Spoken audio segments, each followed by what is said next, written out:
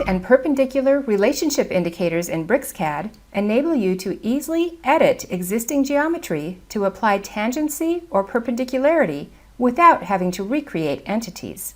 For example, when grip editing an arc with the tangent E-snap turned on, an indicator displays when the arc approaches tangency with coincident entities. If you pick while that indicator is displayed, the arc snaps to tangency. The endpoints of the arc can be coincident with the existing geometry or anywhere along it. Similar behavior applies to geometry when the perpendicular E-snap is enabled.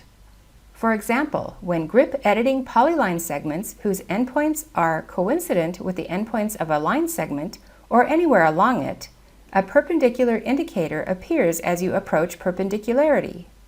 When you pick, the segments snap perpendicular to the coincident geometry.